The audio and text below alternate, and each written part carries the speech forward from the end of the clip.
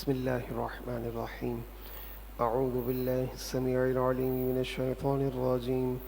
أعوذ بالله السميع العليم من الشيطان الرجيم. أعوذ بالله السميع العليم من الشيطان الرجيم. هو الله الذي لا إله إلا هو عالم الغيب والشهادة هو الرحمن الرحيم. هو الله الذي لا إله إلا هو الملك القدوس السلام المؤمن المهيمن العزيز الجبار المتكبر سبحان الله عما يشركون. هو الله الخالق البارئ المصور له الأسماء الحسنى يسبح له ما في السماوات والأرض وهو العزيز الحكيم. الحمد لله رب العالمين والصلاة والسلام على سيد الأنبياء والمرسلين. اللهم أنت السلام ومنك السلام تباركت يا ذا الجلال والإكرام. ربنا آتنا في الدنيا حسنة وفي الآخرة حسنة وقنا عذاب النار. اللهم إنا نسألك علما نافعا ورزقا طيبا وعملا متقبلا. اللهم رب ارحمهما كما ربياني صغيرا. اللهم انصر أهل الفلسطين. إن الله وملائكته يصلون على النبي يا أيها الذين آمنوا صلوا عليه وسلموا تسليما. اللهم صل على سيدنا مولانا محمد معدن الجود والكرم وآله وبارك وسلم. سبحان ربك رب العزة عما يصفون وسلام على المرسلين والحمد لله رب العالمين. آمين.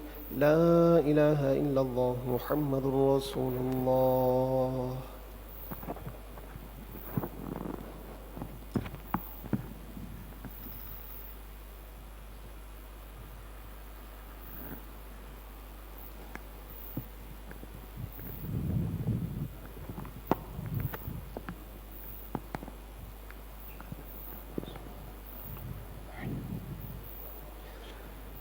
نحمده ونصلي ونسلم على رسوله الكريم.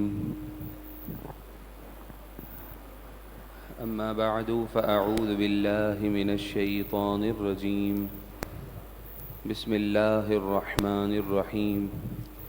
إن الله وملائكته يصلون على النبي يا أيها الذين آمنوا صلوا عليه وسلموا تسليما. اللهم صل على سيدنا مولانا محمد معدن الجود والكرم وآله وأصحابه وبارك وسلم صلاة وسلاما عليك يا سيدي يا رسول الله صلى الله عليه وآله وسلم. آج کے درس قرآن مجید فرقان حمید کا آغاز سورہ بقرہ کی آیت نمبر 259 سے ہوا چاہتا ہے. اس آیت کریمہ میں اللہ تبارک و تعالی اپنی خاص قدرت کا ذکر فرما رہا ہے. ارشاد باری تعالی ہے او کالذی مر علی قریۃ. اے پیارے محبوب صلی اللہ علیہ وآلہ وسلم، کیا آپ نے اس شخص کو نہ دیکھا کہ جن کا گزر ایک بستی پر ہوا، وہی خاویۃ علی عروشہا، جبکہ وہ بستی اپنی چھتوں پر الٹی گری پڑی تھی، یعنی تباہ و برباد ہو چکی تھی. یہاں پر اس شخص سے مراد حضرت عزیر علیہ السلام ہیں جو کہ اللہ کے نبی ہیں، اور بستی سے مراد بیت المقدس کی بستی مراد ہے. حضرت عزیر علیہ السلام جب آپ کا گزر بیت المقدس کی طرف ہوا تو آپ نے اس پوری بستی کو بہت قریب سے دیکھا اور اس پوری بستی کا دورہ کیا، لیکن آپ کو وہاں پر کوئی ایک شخص بھی نہ ملا. جب آپ نے دیکھا کہ پوری بستی الٹ پلٹ ہو چکی ہے، تباہ و برباد ہے، تو آپ کے دل میں یہ خیال آیا، تو آپ نے اس بستی کو دیکھتے ہوئے بڑے تعجب کے انداز سے کہا قالا، انہوں نے تعجب سے کہا انا یحیی ہذہ اللہ بعد موتها، انا کیسے، انا کیسے، یحیی زندہ فرمائے گا، ہذہ اس بستی کو، اللہ اللہ اللہ تعالیٰ اس بستی کو کیسے زندہ فرمائے گا، بعد موتها ان کے موت کے بعد، ان کے تباہ و برباد ہو جانے کے بعد۔ ظاہری طور پر آپ نے دیکھا کہ اتنی ویران ہو چکی ہے بستی، تو کیسے اللہ تبارک و تعالیٰ اپنی قدرت کا اظہار فرمائے گا؟ تو آپ کے دل میں یہ خیال گزرا کہ یہ پتہ تو کیا جائے کہ اللہ تعالیٰ کیسے زندہ فرمائے گا۔ تو اللہ تبارک و تعالیٰ نے اپنی قدرت کا اظہار فرمایا، فَأَمَاتَهُ اللَّهُ مِئَةَ عَامٍ ثُمَّ بَعَثَهُ۔ حضرت عزیر علیہ السلام کے ساتھ کھانے کے لیے کھجوریں اور ایک برتن میں انگور کا رس، انگور کا جوس موجود تھا، اور ساتھ آپ کا ایک گدھا جس پر آپ سوار تھے وہ آپ کے ساتھ تھا۔ جب آپ نے اس پوری بستی کو دیکھا، کوئی شخص نہ ملا، تو آپ نے اپنی اس سواری کو بیت المقدس کے قریب ہی جا کر اسے باندھا اور خود استراحت فرمانے کے لیے، آرام فرمانے کے لیے وہاں پر تشریف لے گئے اور آپ آرام کرنے لگے۔ اللہ تبارک و تعالیٰ نے اپنی قدرت کا اظہار فرمایا، اور جب آپ آرام کرنے کے لیے جیسے ہی تشریف لے گئے تو اللہ تعالیٰ نے آپ کی روح مبارک قبض فرما لی۔ فَأَمَاتَهُ اللَّهُ مِئَةَ عَامٍ ثُمَّ بَعَثَهُ، پھر اللہ تبارک و تعالیٰ نے اسے موت دی 100 سال تک، میاں 100، عامن سال، اللہ تعالیٰ نے 100 سال تک آپ کو موت دے کر رکھی۔ جس وقت آپ آرام کی غرض سے استراحت کرنے کے لیے تشریف لے گئے تھے، وہ وقت صبح کا وقت تھا۔ ثم بعث، 100 سال گزرنے کے بعد پھر اسے زندہ کیا۔ حضرت عزیر علیہ السلام کو جب دوبارہ زندہ کیا، قال، فرمایا، کم لبثت، اے عزیر علیہ السلام تم کتنا عرصہ یہاں ٹھہرے رہے؟ جب آپ کو دوبارہ زندہ اٹھایا تو اس وقت غروب آفتاب کا وقت تھا، تو آپ نے یہ خیال کیا یہ تو اسی دن کے غروب کے آفتاب کا منظر ہے جس دن صبح کے وقت میں یہاں پر آ کر سو گیا تھا۔ تو قال، عرض کی، لبثت یومن او بعد یومن، میں ایک دن ٹھہرا ہوں یا اس سے بھی کم کچھ حصہ یہاں پر ٹھہرا ہوں، جبکہ آپ کو اس وقت علم نہیں تھا کہ آپ 100 سال تک یہاں پر آرام فرما رہے ہیں۔ قال، اللہ تبارک و تعالی نے فرمایا، بل لبثت 100 عام، بلکہ لبثت، آپ ٹھہرے ہیں، 100 عام، 100 سال، دن یا دن کا بعض حصہ آپ نے یہاں نہیں گزارا بلکہ مکمل 100 سال آپ اس جگہ پر ٹھہرے رہے ہیں۔ آپ بہت حیران، بہت متعجب ہوئے۔ اللہ تبارک و تعالی نے اپنی قدرت کا اظہار فرمایا اور فرمایا، فانظر الی طعامک، فانظر دیکھنا، پس آپ دیکھیے، الی طعامک اپنے طعام کی طرف، اپنے کھانے کی طرف۔ آپ کے پاس کھجوریں تھیں اور انگور کا رس تھا، وشرابک، اور اپنے پینے کی طرف دیکھیے، یعنی انگور کے رس کی طرف دیکھیے کہ لم یتسنہ، وہ ابھی تک خراب نہیں ہوئے ہیں۔ 100 سال گزر جانے کے بعد بھی اس چیز میں ذرا برابر بھی بو پیدا نہیں ہوئی۔ اور دوسری طرف فرمایا، وانظر الی حمارک، اور آپ دیکھیے اپنے حمار کی طرف.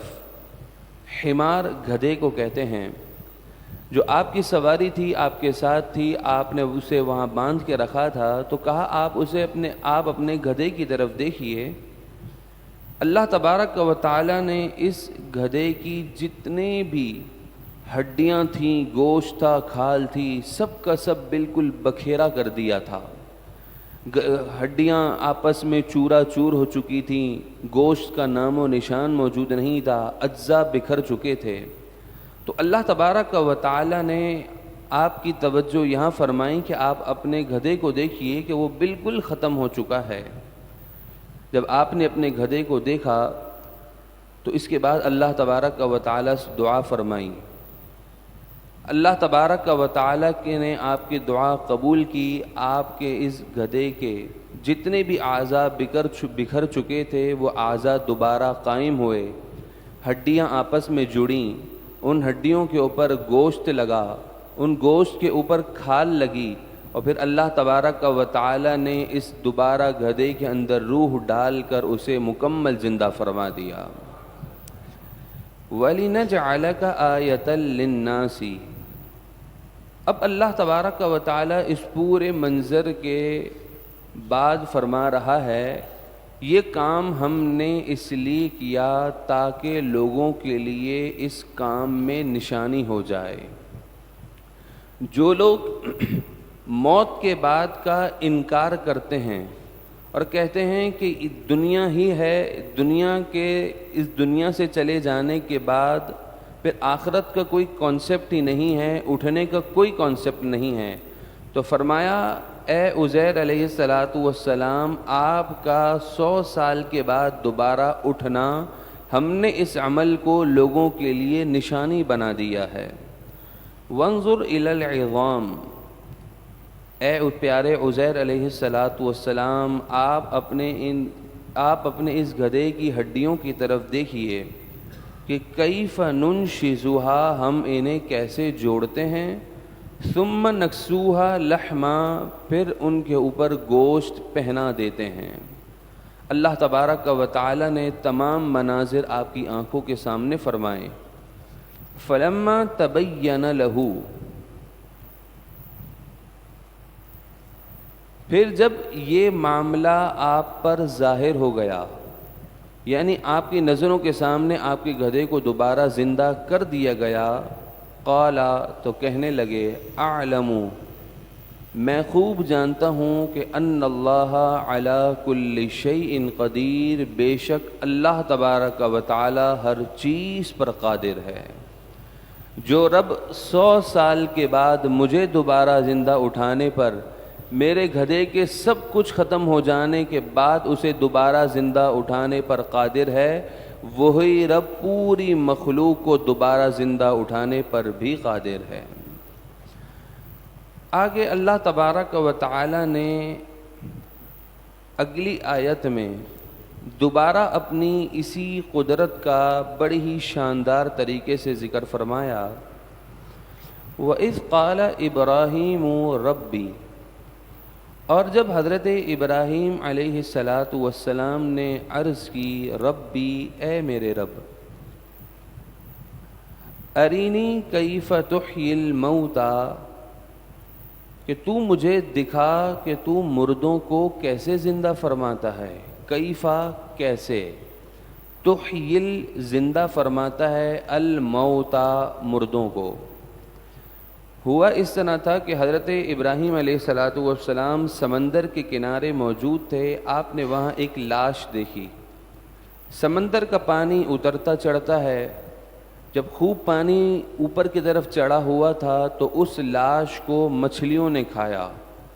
جب پانی کم ہوا تو جو دریا کے اور جانور تھے انہوں نے اس لاش کو کھایا. پھر اس کے بعد اسی لاش کو پرندوں نے کھایا. تو حضرت ابراہیم علیہ السلام نے جب اس منظر کو دیکھا تو بڑے ہی حیران اور پریشان ہوئے، متعجب ہوئے کہ اللہ تبارک و تعالی اب اس مردے کو قیامت کے روز کیسے زندہ فرمائے گا کہ اس کے اعضاء تو مختلف جانوروں کے اندر شامل ہو چکے ہیں، دریائی جانور ہیں، پرندے ہیں، درندے ہیں، کیسے اللہ تبارک و تعالیٰ ان کے اجزاء کو جمع فرما کر زندہ فرمائے گا؟ تو آپ کے دل میں یہ شوق پیدا ہوا کہ آپ اس منظر کو اپنی آنکھوں سے دیکھیں کہ اللہ تبارک و تعالیٰ مردوں کو کیسے زندہ فرماتا ہے۔ تو اس آیت کریمہ میں آپ نے عرض کی، اے مالک، میں یہ دیکھنا چاہتا ہوں کہ تو مردوں کو کیسے زندہ فرمائے گا۔ اللہ اکبر۔ حضرت ابراہیم علیہ السلام نے خالق کائنات سے عرض کی، آپ نبی ہیں اور نبی اللہ تبارک و تعالیٰ کی ذات پر ہر کام پر یقین رکھتے ہیں، لیکن اس کے باوجود بھی اللہ تبارک و تعالیٰ کو معلوم ہے کہ یہ میرے نبی ہیں، انہیں میری قدرت پر کوئی شک نہیں ہے، لیکن اس کے باوجود بھی رب نے فرمایا، فرمایا اولم تؤمن، اے ابراہیم کیا تجھے میری قدرت پر یقین نہیں ہے؟ کیا تجھے اس بات پہ شک ہے کہ میں مردوں کو کیسے زندہ کروں گا؟ فرمایا قال بلا، ہاں کیوں نہیں، رائی کے دانے کے برابر بھی شک نہیں ہے، یقین ہے کہ تو مردوں کو زندہ فرمائے گا، ولیکن لیکن لیطمئن قلبی، میں اپنی آنکھوں سے اس منظر کو دیکھ کر اپنے دل کو اطمینان بخشوں گا، میرے دل میں قرار آ جائے گا، جب اس منظر کو آنکھوں سے دیکھوں گا تو دل میں اور یقین کی کیفیت پیدا ہو جائے گی کہ واقعی میرا رب اتنی عظیم قدرتوں کا مالک ہے۔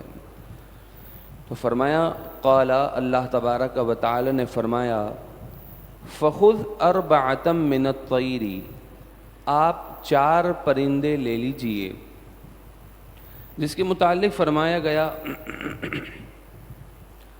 مرغ، کبوتر، کوا اور ایک اور کسی پرندے کا تفسیروں میں ذکر ہے۔ تو فرمایا گیا کہ 4 آپ پرندے لے لیجئے، فَصُرْهُنَّ إِلَيْكَ، پھر انہیں اپنی طرف خوب مانوس کیجئے، خوب ان کے ساتھ آپ اپنا تعلق قائم کیجئے۔ ثُمَّ اجْعَلْ عَلَى كُلِّ جَبَلٍ، پھر انہیں ذبح کیجئے، ذبح کرنے کے بعد ان کی کھال الگ کیجئے، ان کی ہڈیاں الگ کیجئے، ان کے گوشت کا قیمہ بنائیے، قیمہ بنانے کے بعد ان 4 پرندوں کے گوشت کے اجزاء کو آپس میں ملا دیجئے، ملا دینے کے بعد مختلف پہاڑوں پر جا کر ان پرندوں کا تھوڑا تھوڑا سا حصہ جا کر رکھ دیجئے، اور سر ان 4 پرندوں کے اپنے پاس رکھیے۔ ثم اجعل علی کل جبل منہن جزءا، پھر آپ انہیں ذبح کر کے ان کا ہر ایک ٹکڑا ہر پہاڑ پر رکھ دیجئے، جیسا آپ کو حکم ہوا آپ نے وہ سارا کام کر دیا۔ ثم ادعوہن، پھر حکم یہ ملا کہ جب آپ پہاڑ پر رکھ دیں تو پھر آپ انہیں آواز دے کر اپنی طرف بلائیں۔ ثم ادعوہن، پھر آپ نے بلانا شروع کیا۔ قرآن مجید فرقان حمید فرماتا ہے اللہ کے نبیوں کی شان اور عظمت، ان کا مقام اور مرتبہ، ان کی طاقت یہ ہے کہ وہ مردوں سے بھی ایسا کلام فرماتے ہیں کہ یہاں جتنے بھی پرندے تھے یہ مردہ تھے، اور اس حالت میں تھے کہ ایک دوسرے کے ساتھ ان کے اجزاء بھی ملے ہوئے تھے، لیکن اللہ کے نبی کی بات ہی کچھ اور ہے۔ رب نے جو طاقت دی ہے، جب انہوں نے اس طاقت کا اظہار فرمایا، ثم ادعوہن، پھر انہوں نے ان پرندوں کو اپنی طرف بلایا، یأتینک سعیا، وہ تمام پرندوں کے اجزاء آپس میں جڑنے کے بعد ان کے اوپر گوشت لگا، گوشت کے بعد کھال لگی، اور ہر ایک پرندہ اپنی روح کے ساتھ اڑتے ہوئے آپ کی خدمت میں حاضر ہو گیا۔ اللہ تبارک و تعالی نے اپنے پیاروں کو یہ طاقتیں عطا فرمائی ہیں کہ وہ مردوں سے کلام فرماتے ہیں۔ یہاں سے یہ بھی معلوم ہوا کہ اللہ تبارک و تعالی اپنے نبیوں کی چاہت کو پورا کرنے کے لیے کیسا اہتمام فرماتا ہے کہ حضرت ابراہیم علیہ السلام نے اس چاہت کا اظہار کیا تو اللہ تبارک و تعالی نے آپ کے لیے یہ پورا اہتمام فرمایا۔ وَعْلَمْ، اور تم جان لو، ان اللہ عزیز حکیم، بے شک اللہ غالب حکمت والا ہے۔ مثل الذین ينفقون اموالهم فی سبیل اللہ، مثل مثال ہے، الذین وہ لوگ، ینفقون جو خرچ کرتے ہیں، اموالہم اپنے اموال، اپنے مال و دولت، فی سبیل اللہ اللہ کی راہ میں، جو لوگ اپنا مال اللہ کی راہ میں خرچ کرتے ہیں ان کی مثال، کمثل حبہ، حبہ دانے کو کہتے ہیں، کمثل حبۃ ایک دانے کی طرح ہے، کہ وہ دانہ انبتت 7 سنابلا، کہ اس دانے کو جب زمین کے اندر بویا جائے تو اس ایک دانے سے 7 بالیاں اگتی ہیں، ایک دانے سے 7 بالیاں اگتی ہیں، فی کل سنبلۃ 100 حبہ، 7 بالیاں اگیں اور ہر بالی کے اندر 100 دانے موجود ہیں، یعنی ایک دانے سے اللہ تبارک و تعالی نے 700 دانے اگائے ہیں۔ تو فرمایا جو اللہ تبارک و تعالی کی راہ میں خرچ کرتا ہے 1 روپیہ، تو اللہ تبارک و تعالی اسے 700 گنا اجر عطا فرماتا ہے۔ صرف یہی نہیں، وہ رب ہے، اس کے یہاں لمیٹیشن نہیں ہے، اس کے یہاں اصل ہے کوالٹی۔ بندہ معمولی سا دے لیکن بڑے اخلاص سے دے، ریا سے بچتے ہوئے دے، اپنی وہوہ سے بچتے ہوئے دے، تو فرمایا واللہ یضاعف لمن یشاء، اللہ تبارک و تعالی جس کے لیے چاہتا ہے اور اضافہ فرما دیتا ہے۔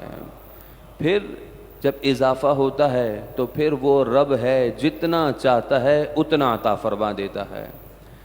یہ آیت مبارکہ خاص کر حضرت عثمان غنی رضی اللہ تعالی عنہ کے حق میں اور حضرت عبد الرحمن بن عوف رضی اللہ تعالی عنہ کے حق میں نازل ہوئی کہ غزوہ تبوک کے موقع پر جب اسلام کو مال کی ضرورت تھی تو آپ نے 1000 اونٹ ساز و سامان کے ساتھ راہ خدا میں خرچ کیا، اور حضرت عبد الرحمن بن عوف نے 4000 درہم راہ خدا میں خرچ کیے۔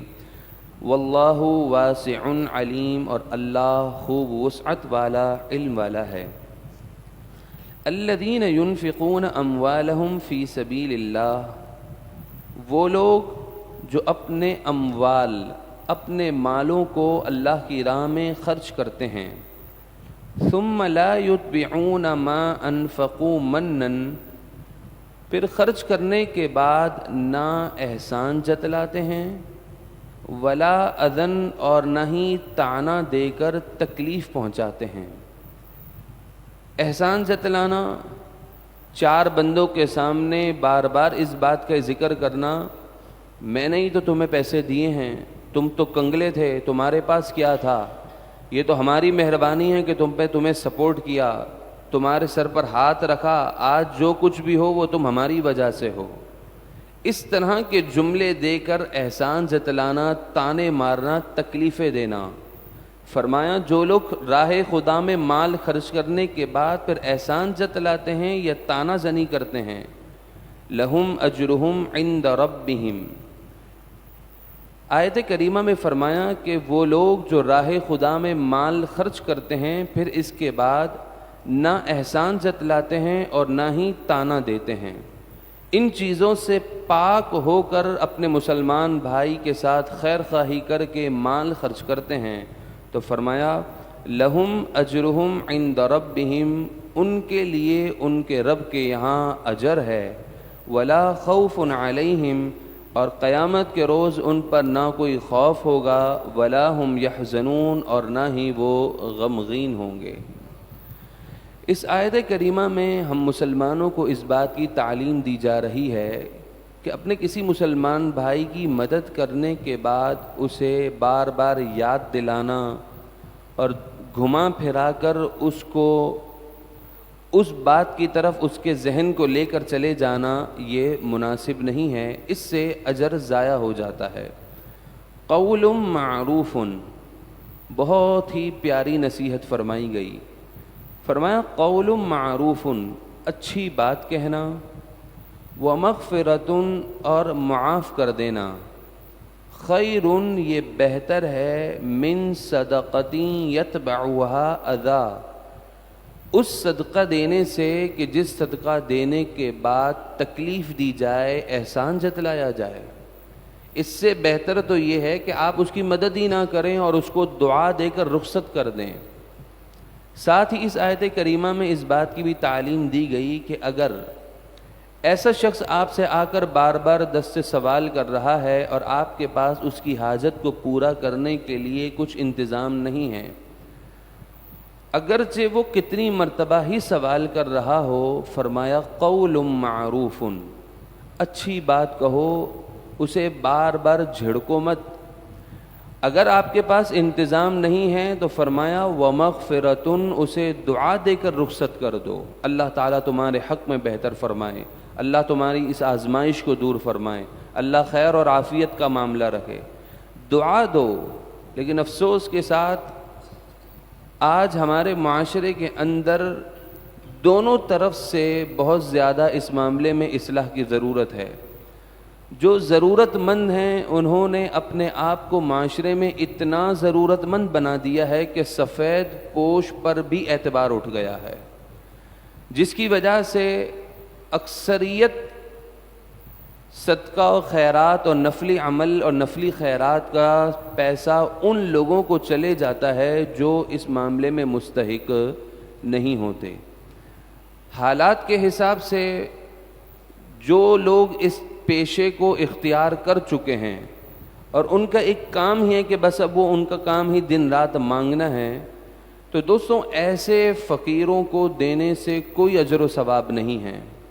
نبی پاک علیہ الصلوۃ والسلام نے بھی خود ایسے فقیروں کو دینے سے منع فرمایا ہے، اور فرمایا ایسے ضرورت مند ڈھونڈو کہ جو واقعتاً ضرورت مند ہوں، باہر والوں کو تو کثرت کے ساتھ نوازا جا رہا ہو اور خاندان کے اپنے افراد ہی ضرورت مند ہوں، ان سے سلام بھی نہ ہوتا ہو، تو فرمایا ایسا نہ ہو، صلہ رحمی کا بھی ثواب لینا چاہیے اور ان کی مدد اور ان کی ضرورت پوری کرنے کا بھی ثواب لینا چاہیے۔ تو جب کبھی مدد کرنی ہو تو سب سے پہلے اپنے خاندان کے ان افراد کی طرف نظر ہو کہ جو واقعتاً ضرورت مند ہیں، کیونکہ خاندان کا اپنا فرد ہو، اس کے لیے زبان اٹھانا اور اس کا زبان اٹھا کر مدد کے لیے سوال کرنا یہ بہت اس پر عار اور مشکل عمل ہوتا ہے، تو کیوں نہ ہی بہتر ہو کہ ہم خود ہی اس کی مدد کر دیں۔ تو فرمایا تمہارے پاس انتظام نہ ہو تو تم بہت اچھے طریقے سے دعا دے کر ان سے رخصت اور اجازت طلب کر لو، یہ بہتر ہے اس صدقے سے کہ جس کے دینے کے بعد تم ان پر احسان جتلاؤ اور انہیں تانے مارو، ایسا نہ دو تو زیادہ بہتر ہے۔ واللہ غنی حلیم، آگے بہت ہی بڑی بات کر دی گئی۔ فرمایا واللہ غنی، اللہ بے نیاز ہے۔ جو رب تمہیں آج دینے والوں میں شامل کر رہا ہے، اپنے مسلمان بھائی کو تکلیف مت دو، ہو سکتا ہے مستقبل میں تم وہاں کھڑے ہو اور تمہیں پھر یہ تانے سننے کو ملیں۔ ذہن میں ہمیشہ یاد رکھنا اللہ غنی ہے، وہ بے پرواہ ہے، اس نے جس بندے کو جس حال میں رکھا ہے یہ اس کی شان ہے۔ تم کبھی اپنے اوپر اترانا تکبر نہیں کرنا کہ یہ میری اپنی ایفرٹ کی وجہ سے مجھے اتنی کمائی اور اتنی روزی ملی ہے، اتنا میرے پاس مال و دولت ہے۔ واللہ غنی، اللہ بے نیاز ہے، حلیم، بہت ہی حلم والا ہے۔ یا ایھا الذین آمنوا، اے ایمان والو، لا تبطلوا، ضائع مت کرو، باطل مت کرو، صدقاتکم، اپنے صدقات کو، بالمنی، احسان جتلا کر، والاذی، تکلیفیں دے کر، کالذی ينفق مالہ رئاء الناس، یہاں پر اس شخص کی مثال بیان کی جا رہی ہے کہ جو لوگوں کو دکھانے کے لیے مال خرچ کرتا ہے کہ میری بھی واہ واہ ہو جائے، سوسائٹی میں میرا نام ہو جائے، میں پبلک ہو جاؤں، کہ میں نے اتنی ڈونیشن دی ہے، اتنا بڑا لنگر میں نے کیا ہے۔ فرمایا ان لوگوں کی مثال، اس شخص کی مثال جو مال خرچ کرتا ہے لوگوں کو دکھانے کے لیے، ولا یؤمن باللہ والیوم الآخر، اور وہ اللہ اور قیامت کے دن پر ایمان نہیں رکھتا، یعنی وہ منافق ہے، تو اس کی مثال فمثلوہ، تو پس اس منافق کی مثال کمثل صفوان، اس پہاڑ کی چٹان کی طرح ہے، علیہ تراب، کہ جس چٹان پر مٹی ہو، پتھر کی چٹان ہو، اس کے اوپر مٹی ہو، فأصابہ وابل، کہ اس چٹان پر زوردار بارش آئے، فترکہ صلدا، تو اس بارش کے آنے سے وہ چٹان بالکل صاف ہو گئی، اس کے اوپر جو مٹی تھی وہ بالکل ختم ہو گئی۔ یہاں اس مثال سے یہ سمجھایا جا رہا ہے کہ منافق بڑے بڑے عمل کرتا ہے، ظاہری طور پر دنیا والے اسے دیکھ کر یہ کہہ سکتے ہیں کہ واہ اتنا بڑا خرچ کیا ہے، اتنا بڑا اہتمام کیا ہے، لیکن فرمایا اس کے اس نفاق والے عمل کا کہ جس میں دکھلاوا ہے، وہ عمل ظاہری طور پر تو عمل ہے، لیکن کل قیامت والے دن اس عمل کا اسے کوئی بھی اجر و ثواب نہیں دیا جائے گا۔ تو اس کی مثال ایسے ہے جیسے چٹان کے اوپر جب بارش برسے تو وہ چٹان بالکل چٹیل ہو جاتی ہے، بالکل صاف ہو جاتی ہے، اس کے اوپر کوئی چیز ہی نہیں ہوتی۔ تو اسی طرح ان کے اعمال بھی قیامت والے دن ایسے صاف ہو جائیں گے کہ اور پھر انہیں اس عمل پر کوئی اجر و ثواب بھی نہیں دیا جائے گا۔ لا يقدرون على شيء مما كسبوا، یہ ریاکار لوگ قیامت کے دن اپنے عمل کا کوئی ثواب نہ پا سکیں گے۔ واللہ لا يهدي القوم الكافرین، اور اللہ کافر قوم کو ہدایت نہیں دیتا۔ بحمد اللہ تبارک و تعالی آج کے ہمارے درس کا اختتام ہوا۔ اللہ تبارک و تعالی جو کچھ سنا اس پر ہمیں عمل کی توفیق عطا فرمائیں۔ الحمد للہ رب العالمین، والصلاة والسلام علی اشرف الانبیاء والمرسلین۔ اے مالک و مولا، اے پروردگار، ہم تمام کی حاضری کو اپنی بارگاہ میں قبول اور منظور فرما۔ اے مالک و مولا، اے پروردگار، ہم تمام کے تمام صغیرہ کبیرہ گناہوں کو معاف فرما۔ اے رب کریم، اے مالک و مولا، اے پروردگار، ہم تمام کی تمام پریشانیوں کو دور فرما۔ اے رب کریم، جو بے روزگار ہیں انہیں حلال پاکیزہ روزی عطا فرما، جو صاحب روزگار ہیں ان کی روزیوں میں برکت نصیب فرما۔ اے مالک و مولا، فلسطینی مظلوم مسلمانوں کی غیب سے مدد فرما، مجاہدین اسلام کی غیب سے مدد فرما، ہمیں کھل کر اپنے مسلمان بھائیوں کا ساتھ دینے کی توفیق عطا فرما۔ اے مالک و مولا، اے پروردگار، اس پورے عالم اسلام میں جہاں کہیں مسلمان آباد ہیں، تمام مسلمانوں کی جان و مال، عزت و آبرو، ایمان اور اعمال صالحہ کی حفاظت فرما۔ اے مالک و مولا، اے پروردگار، ہم تمام کو نبی پاک علیہ الصلاۃ والسلام سے سچی الفت عطا فرما۔ حضور جان کائنات علیہ الصلاۃ والسلام کی عزت و ناموس کے لیے ہر وقت عملی میدان میں تیار رہنے کی توفیق عطا فرما۔ اے مالک و مولا، اے پروردگار، جتنے بیمار ہیں تمام بیماروں کو شفا عطا فرما۔ اے مالک و مولا، تمام بیماروں کو شفا عطا فرما۔ نبی پاک علیہ الصلاۃ والسلام کے لعاب مبارک کے صدقے یہاں کوئی بیمار ہو یا جن کے لیے دعا کا کہا گیا، اے مالک و مولا، تمام بیماروں کو اسی لمحے محبوب کے لعاب دہن اقدس کے صدقے شفا عطا فرما۔ آمین آمین ثم آمین، بجاہ النبی الامین صلی اللہ علیہ وآلہ وسلم، برحمتک یا ارحم الراحمین۔